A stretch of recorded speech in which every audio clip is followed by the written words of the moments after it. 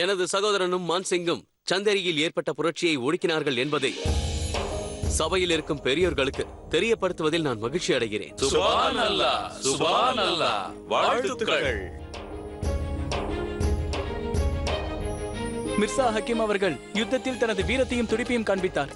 அவர் யுத்தத்தில் பங்கேற்றதை பார்க்கும் பொழுது அவரால் யாரை வேண்டுமானாலும் தோற்கடிக்க முடியும் என்று தோன்றியது.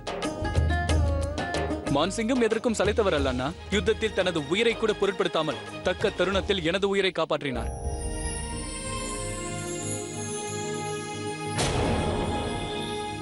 என்று உங்கள் தந்தை உங்களை நினைத்து மகிழ்ச்சி அடைவார் மான்சிங். ஒருமுறை மான்சிங்கின் தந்தையும் எனது உயிரை இதே போல்தான் காப்பாற்றினார். மான்சிங்கும் எனது சகோதரன் உயிரை காப்பாற்றி இருக்கிறார். மான்சிங், முகலாய ராஜ்யத்திற்கு உங்கள் வீரத்தையும் உங்களது விசுவாசத்தையும் காண்பித்திருக்கிறீர்கள். இது என்னுடைய கடமைதான் சாயின்ஷா. ராஜு புத்திரன் இறக்கும் தருவாயிலும் தன் கடமை நிறைவேற்றுவான். நிச்சயமாக. உண்மையில் இன்று மிகவும் மகிழ்ச்சியாக இருக்கிறது. கடந்த சில நாட்களாக நடந்த பிரச்சனைகளை வென்றதை அடுத்து நான் ஒன்றை கூற விரும்புகிறேன்.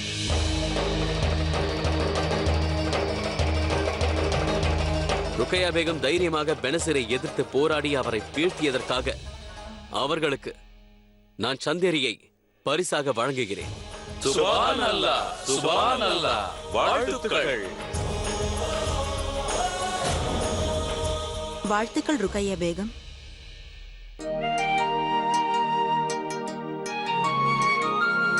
மன்னியுங்கள் ஷெஹன்ஷா, என்னால் தாங்கள் அளிக்கும் இந்த பரிசை ஏற்க முடியாது. ஏன், என்னவாயிற்று ருக்கையா பேகம்? ஏனென்றால் சந்தேரி காலம் சென்ற மாவீரர் பைரம் கான் அவர்கள் ஆண்ட இடமாகும்.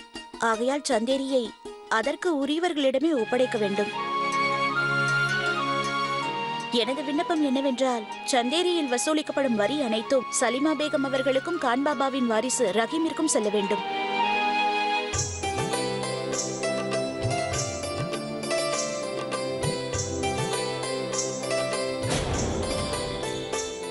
அற்புதம் ருக்கையா பேகம்.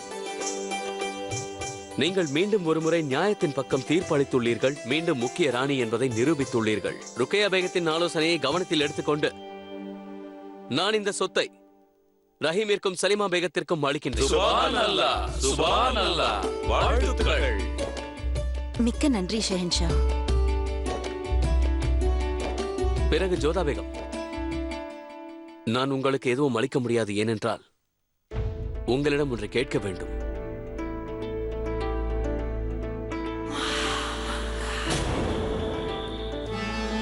ஜோதா பேகம், நான் உங்களிடம் மன்னிப்பு கேட்க வேண்டும்.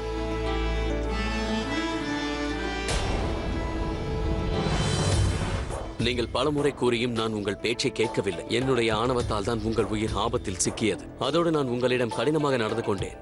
அதற்காகத்தான் நான் உங்களிடம் மன்னிப்பு கேட்கிறேன்.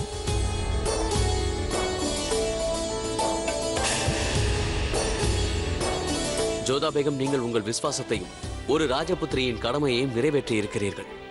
ஒருவேளை இதற்கு கைமாறாக நான் ஏதாவது செய்தால் அது அவமானப்படுத்தியது போலாகும். ஏனென்றால் தாங்கள் என் உயிரை காப்பாற்றியிருக்கிறீர்கள், அதுவும் உங்கள் உயிரை பணயம் வைத்து. அதனால் நான் அனைவரும் முன்பாக ஒன்றை கூற விரும்புகிறேன். அது என்னவென்றால், நீங்கள் வெற்றி பெற்றதை முன்னிட்டு உங்கள் விருப்பப்படி ஒரு நகரம் உருவாக்கப்படும்.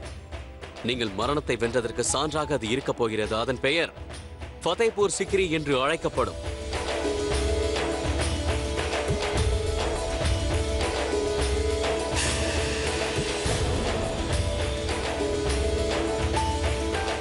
அதேபோல் நாம் இந்த உலகத்தை விட்டு சென்ற பிறகும் அந்த நகரம் ஜோதா பேகத்தின் விசுவாசத்திற்கு பாத்திரமாக அது விளங்கப் போகிறது.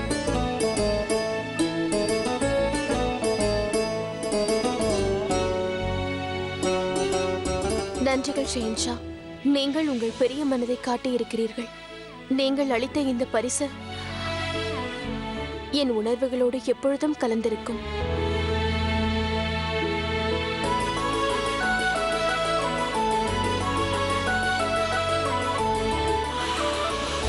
பார்த்தீர்களா ருக்கையா? நாளுக்கு நாள் ஜோதா ஜலாலை எப்படி நெருங்குகிறாள் என்று பார்த்தீர்களா? இது ஜலால் தனது நன்றி கடனை செலுத்தும் விதம் மகாமங்கா. ஜோதா பேகம் எப்பொழுதும் எனது இடத்திற்கு வர முடியாது.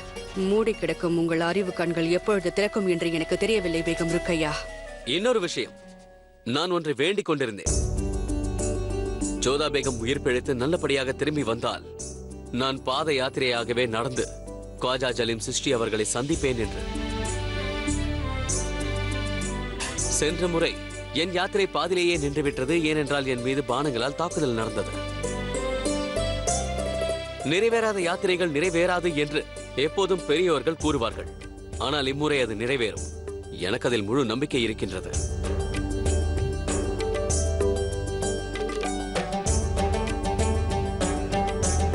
நான் ஒரு ஆலோசனை கூறட்டுமா ஜலால்? உன்னுடைய முடிவு மிகவும் சிறந்தது. அதை இரட்டிப்பாக்க நான் ஒரு வழி சொல்கிறேன். உன் வாழ்க்கை துணையோடு அங்கு சென்றால் சிறப்பாக இருக்கும். நான் கூற வருவது, உன்னுடைய முக்கிய 3 பேகங்களும் இந்த யாத்திரையில் உன்னோடு பங்கெடுக்க வேண்டும்.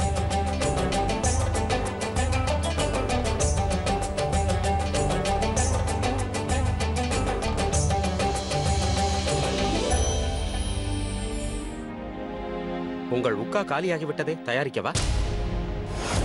உனக்கு அறிவிருக்கிறதா? முக்கியமான விஷயமாக யோசித்துக் கொண்டிருக்கிறேன். உட்காவை பற்றி உனக்கு கவலையா?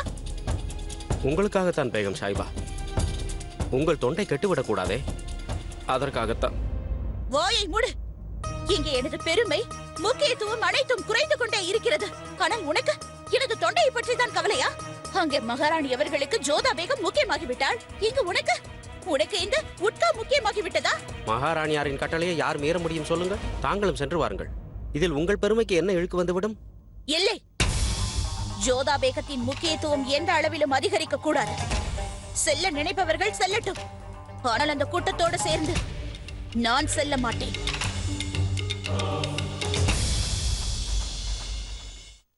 நீங்கள் நினைத்தது நிறைவேறவில்லையே உசூர். ஷெஹன்ஷாவை பெனசீர் கொன்று விடுவாள் என்று எண்ணினீர்கள். அரியணையும் எளிதாக தங்களுக்கு கிடைத்துவிடும் என்றீர்கள். இப்போது நடந்ததை பார்க்கும் பொழுது அவருக்கு பாதுகாப்பு இன்னும் அதிகரித்து விட்டது. மக்களின் ஆதரவும் மிகவும் பெருகிவிட்டது. எத்தகைய கடினமான சூழ்நிலை வந்தாலும் அரியணை ஏறியே தீர்வேன். தலை வணங்க வேண்டியதுதான் மக்கள் வேலை. பாட்சா யாராக இருந்தாலும் சரி. தோல்வியை பற்றி சொல்கிறேன் கேள். வெற்றி யாருக்கு கிடைக்கும் என்று தெரியுமா? முயற்சி செய்பவனுக்குத்தான். நான் முயன்று கொண்டேதான் இருப்பேன், ஷெஹன்ஷா ஆகும் வரை. நிச்சயமாக ஹுசூர். ஆனால் தங்களுக்கு இன்னும் ஆபத்து விலகவில்லை. ஏனென்றால் பெனசீரின் சேவகி சக்கீரா இன்னும் உயிரோடு தான் இருக்கின்றாள். ஒருவேளை அவள் உண்மையை கூறிவிட்டால்? அதற்கு வாய்ப்பே இல்லை. அப்படி செய்ய 100 முறை யோசிப்பாள். தாங்கள் என்ன நினைக்கிறீர்கள்? ஷெஹன்ஷாவிடம் சென்று எல்லாவற்றையும் கூறிவிடுவாள் என்றா? கூறியதும் ஷெஹன்ஷா நம்பி விடுவாரா என்ன? ஆனால் ஹுசூர், அவ்வளவு ஒரு அடிமை. அவள் உயிருக்கு பயந்து கொண்டு ஷெஹன்ஷாவிடம் உண்மையை கூறிவிட்டால் என்ன செய்வது? அவள் வாய் திறந்து உண்மை பேசுவதற்கு முன்பாக அவள் வாயை நிரந்தரமாக மூடிவிடுவேன். அதை விடு, நான் பார்த்துக் கொள்கிறேன். நீங்கள் எச்சரிக்கையாக இருங்கள். விழிப்போடு கவனத்தோடு இருங்கள். சிம்மாசனம் எப்போது வேண்டுமானாலும் மாறிவிடும். நீங்கள் மூவருமே ஜலாலுடன் செல்ல வேண்டும் என்று நான் விரும்புகிறேன். இதனால் ஜலாலுக்கு சற்று நிம்மதி கிடைக்கும். அதனால் அவனுடைய தனிமையும் விலகிவிடும். சலீமா பேகம், அவன் ஷெஹன்ஷாவாக இருந்தும் சில சமயங்களில் தனிமையாக இருப்பதாக அவன் உணர்கிறான். அப்படி ஒரு நினைவு அவன் மனதில் உள்ளது. அவனுடைய இந்த நிலைமையை என்னால் காண இயலவில்லை. ஆதாப் மகாராணி அவர்களே. ஆதாப் சலீமா பேகம். வாமா ஜாவிதா, எப்படி இருக்கிறாய்? நன்றாக இருக்கிறேன். உட்கார் ஜாவிதா. ஷெஹன்ஷா தன்னுடைய பேகங்களை சிக்கிரிக்கு அழைத்து செல்கிறார் என்று கேள்விப்பட்டேன். சலீமா பேகம், தங்களுக்கு மிகவும் மகிழ்ச்சி அல்லவா? மகிழ்ச்சி இல்லாமல் இருக்குமா? எல்லோருக்கும் மகிழ்ச்சிதான். வெகு நாட்கள் கழித்து எல்லோருக்கும் சேர்ந்து செல்லும் வாய்ப்பு கிடைத்திருக்கிறது. இல்லை இல்லை இல்லை, அனைவரும் செல்லவில்லை. ருக்கையா பேகம் அவர்கள் உங்களுடன் வரவில்லை என்று நான் கேள்விப்பட்டேன். என்ன, ஏன் செல்லவில்லை? அதெல்லாம் எனக்கு தெரியாது. ஆனால் எனக்கு என்ன தோன்றுகிறது என்றால், ஷெஹன்ஷாவுடன் அவர் தனியாக இருக்க விரும்புகிறார் என்று.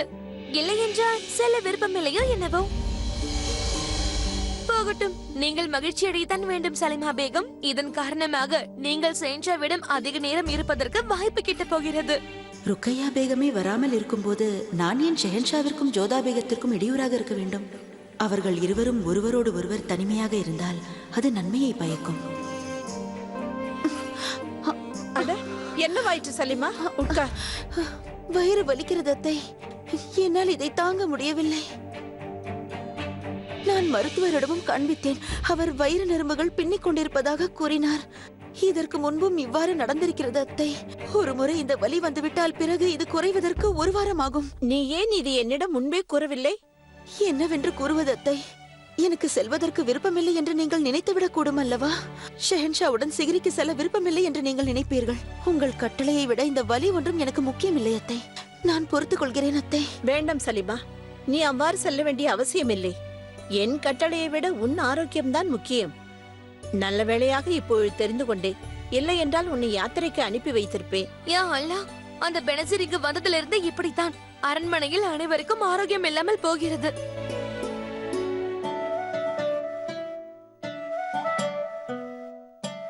இப்பொழுது ஜலாலுடன் யார்தான் செல்வது?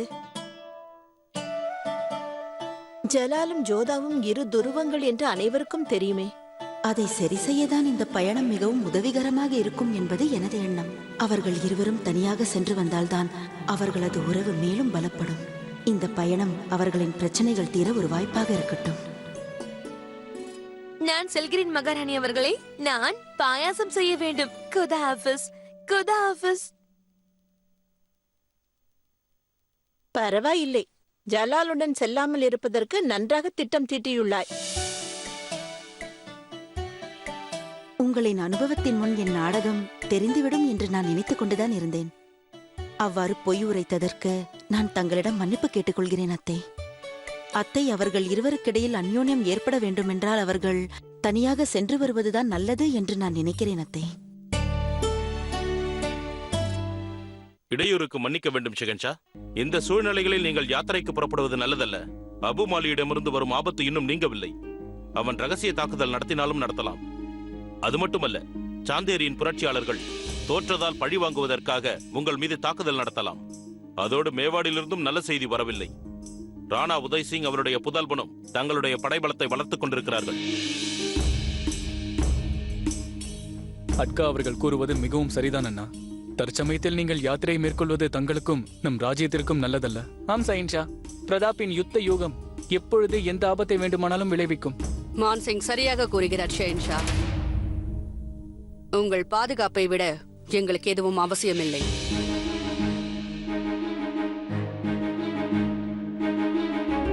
நீங்கள் கூற வருவது என்ன? எதிரிகளுக்காக பயந்து இந்த ஷெஹன்ஷா 4 சுவர்களுக்குள் அமர்ந்திருக்க வேண்டுமா? இல்லை, தவறாக புரிந்து கொண்டிருக்கிறீர்கள். தீர்த்த யாத்திரைக்கு செல்ல வேண்டாம் என்று கூற வரவில்லை. அதாவது நிலைமை கட்டுப்பாட்டுக்குள் வரும் வரை தாங்கள் காத்திருக்க வேண்டும் ஷெஹன்ஷா. எனக்கு நன்றாக புரிகிறது. உங்கள் அனைவருக்கும் உங்கள் பாஷாவின் நலனில் அக்கறை இருக்கிறது. அதோடு உங்கள் ஆலோசனையை ஏற்று அதை அங்கீகரித்து உங்கள் ஷெஹன்ஷா வெளியில் எங்கும் செல்லக்கூடாது. ஆம் சயின்ஷா. சரி, உங்கள் அனைவரின் ஆலோசனைகளை ஏற்று நான் முடிவு செய்து விட்டேன். உங்கள் ஷெஹன்ஷாவாக நான் பயணம் மேற்கொள்ளப் போவதில்லை. எங்களுடைய பேச்சை மதித்து நீங்கள் பயணம் மேற்கொள்ளாமல் இருப்பதற்கு மிக்க மகிழ்ச்சி. அட்கா அவர்களே, நான் செல்லவில்லை என்று கூறவில்லை. நான் கூறியது உங்கள் ஷெஹன்ஷாவின் உயிர் ஆபத்தில் இருக்கிறது என்று கூறியதற்காக உங்கள் ஷெஹன்ஷா பயணம் மேற்கொள்ள மாட்டான் என்று கூறினேன்.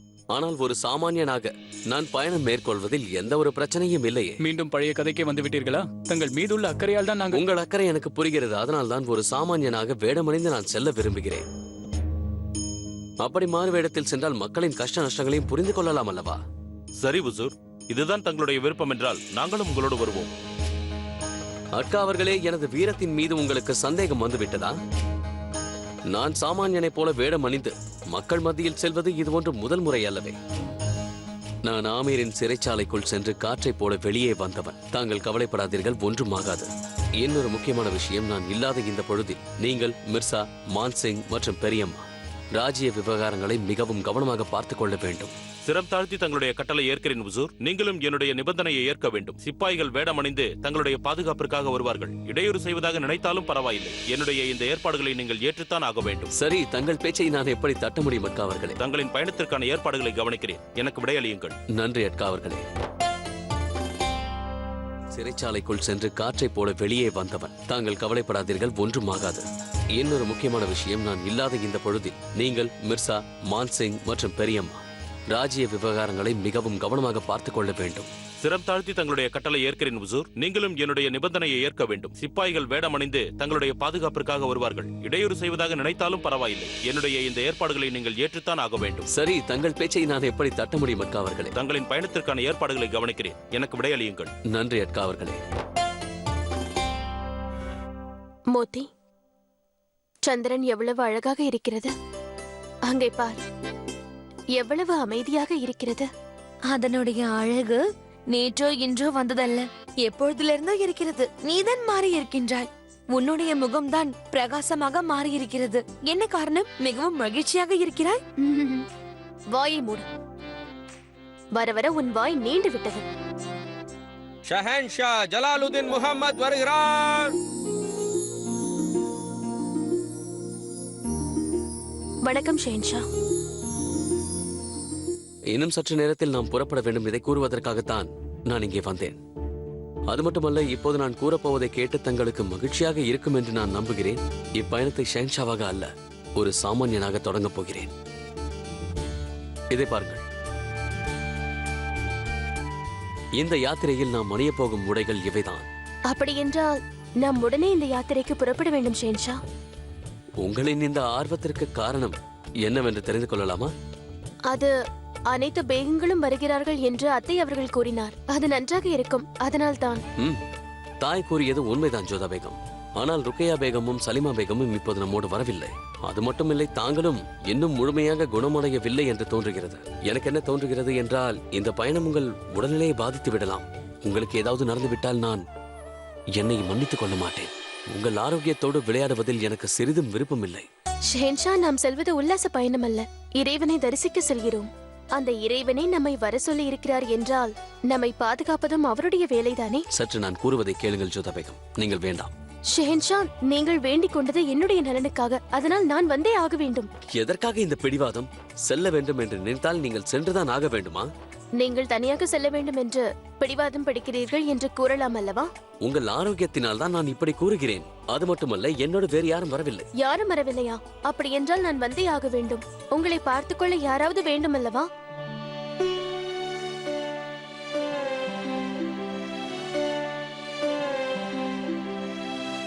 பரவாயில்லையே, இருவரும் இருக்கிறீர்கள். வாருங்கள் தாயே. வணக்கம் அத்தை. நான் தவறான நேரத்தில் வந்து விட்டேன் என்று நினைக்கிறேன். இல்லை அத்தை, சரியான நேரத்திற்கு தான் வந்திருக்கிறீர்கள். பாருங்கள், ஷெஹன்ஷா உங்கள் கட்டளையை ஏற்க மறுக்கிறார். ஷெஹன்ஷாவோடு நானும் செல்ல வேண்டும் என்று நீங்கள் கூறினீர்கள். நானும் போவதற்கு தயாராகிவிட்டேன். ஆனால் இப்பொழுது இவர் என்னை அழைத்து செல்ல மறுக்கிறார். ஜோதா பேகம் உன்னோடு வருவதற்கு தயாராகிவிட்டாள் ஜலால். நிச்சயம் அவளை அழைத்து சென்றே ஆக வேண்டும். அது மட்டுமல்ல ஜலால், அவளை நல்லபடியாக அழைத்து சென்று திரும்பி அழைத்து வருவது உன்னுடைய பொறுப்பு. அது உண்மைதான் தாயே. ஆனால் இந்த பயணத்தில் நான் ஒரு சாமானியனாக செல்கிறேன். அதனால் இந்த பயணத்தில் ஒரு சாமானியன் செய்ய வேண்டிய வேலைகளை நாம் செய்ய வேண்டும். நீங்களே யோசிங்கள் ஜோதா பேகம், இந்நிலைமையில் உங்களால் செய்ய முடியுமா? நிச்சயமாக. பிறகு என்ன, இதை ஒரு போட்டியாக எடுத்துக்கொள்ளுங்கள். யார் தன்னுடைய பொறுப்பை நிறைவேற்றுகிறார் என்று பார்த்து விடுவோம். தாயே, எனக்கு என்ன தோன்றுகிறது என்றால், மாமியாரும் மருமகனும் ஒன்றாக சேர்ந்து கொண்டு இப்போது என்னை தாக்குவது போல் தோன்றுகிறது. அதனால் தற்சமயத்திற்கு நான் இங்கிருந்து விடை பெற்றுக் கொள்கிறேன். நான் வருகிறேன் தாய். வருகிறேன் ஜோதா பேகம். வணக்கம்.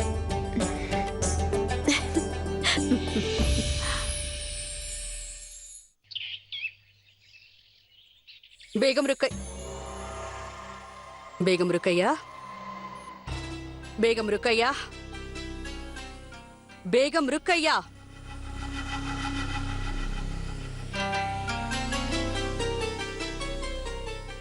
பேகம் ருக்கையா, நிலைமை கையை மீறி செல்வதற்குள் தயை கூர்ந்து எழுந்திருங்கள். என்ன விஷயம் மகாமங்கா? எனது வாழ்க்கையில் அதிகமாக மூக்கை நுழைப்பது போல் தோன்றவில்லையா தங்களுக்கு? நான் எழுவதற்கு என்ன விஷயம் இப்பொழுது நடந்தது? விஷயம் தெரிந்தால் தூக்கம் மறந்து துள்ளி எழுந்து விடுவீர்கள். முதலில் எழுந்திரியுங்கள், இல்லை என்றால் அவர்கள் சென்று விடுவார்கள். யார் எங்கு சென்று தொலைந்தாலும் விசேஷ வேகமான எனக்கு கவலை இல்லை. நான் எழும்போது பார்த்துக் கொள்கிறேன். தாங்கள் இங்கிருந்து செல்லுங்கள். அதற்கு மேல் உங்கள் விருப்பம். நான் ஒன்று கேள்விப்பட்டேன். அதிகம் உறங்குபவர்கள் நஷ்டத்தை சந்திப்பார்கள், விரைவில் எழுபவர்கள் லாபத்தை அடைவார்கள். ஜலாலுக்கும் ஜோதாவிற்கும் இடைவெளி குறைந்து தங்களுக்கும் ஜலாலுக்கும் இடைவெளி அதிகரிக்கும் என்று நடப்பதை வைத்து நான் கூறுகிறேன்.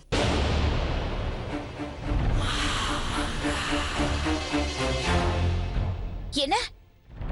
விடியற் காலையில் வந்து தாங்கள் என்ன கூறுகிறீர்கள்? நடக்க இருப்பதை கூறுகிறேன். ஜலாலுடன் செல்வதை நீங்கள் மறுத்து விட்டீர்கள். அதை தனக்கு சாதகமாக பயன்படுத்தி ஜோதா ஜலாலுடன் தனியாக புறப்பட்டு விட்டாள். என்ன? அவர்கள் இருவரும் தனியாக பயணத்தை மேற்கொள்ளப் போகிறார்கள். இல்லை, அவ்வாறு நடக்கவே கூடாது. ஜலாலுடன் செல்ல வேண்டியவள் நான் தான். நான். ஹோஷியார்! ஹோஷியார்! ஹோஷியார், உடனே ஷெகன்ஷாவிடம் சென்று கூறு, நான் அவரை சந்திக்க விரும்புகிறேன் என்று. அவரை எதற்காக பார்க்கிறாய் முட்டாளே? செல்! இந்த அடிமை மீது எதற்காக இவ்வளவு கோபப்படுகிறீர்கள்? இந்த அடிமையின் தவறு எதுவும் இல்லை. ஷெஹன்ஷாவுடன் நீங்கள் சேர்ந்து செல்வதற்கு ஷெஹன்ஷா இருக்க வேண்டும் அல்லவா? ஷெஹன்ஷா பேகம் ஜோதாவோடு சேர்ந்து புறப்பட்டு சென்று விட்டார். இல்லை, அவ்வாறு நடந்திருக்காது. எந்த சத்தமும் இல்லை, எந்த ஆர்ப்பாட்டமும் இல்லை, பிரகடனம் செய்யவில்லை. ஷெஹன்ஷா கோட்டையை விட்டு வெளியேறுகிறார். ஆனால் இங்கு எந்த ஆர்ப்பாட்டமும் இல்லை. அது என்னவென்றால், ஜலால் ஷெஹன்ஷாவை போல் அல்லாமல் ஒரு சாமானியனை போல் சென்றிருக்கிறார், மாறு வேடத்தில். அப்படி என்றால் ஜோதாவும் அவரோடு சென்று விட்டாளா? ஆமாம். ஏனென்றால் ஜோதாவிற்கு தன்னுடைய தூக்கத்தை விட ஜலால் மீதுதான் அதிகமான காதல்.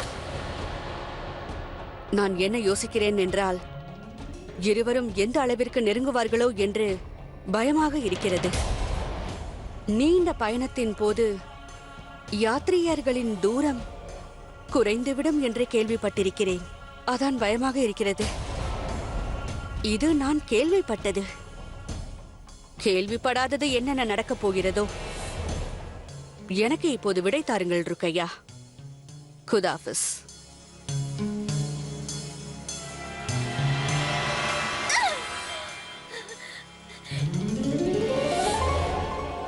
இங்கே நின்று கொண்டு என் முகத்தை எதற்காக பார்க்கிறாய்?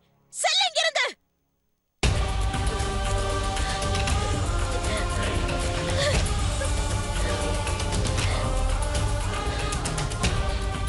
பேகம் ஜோதா,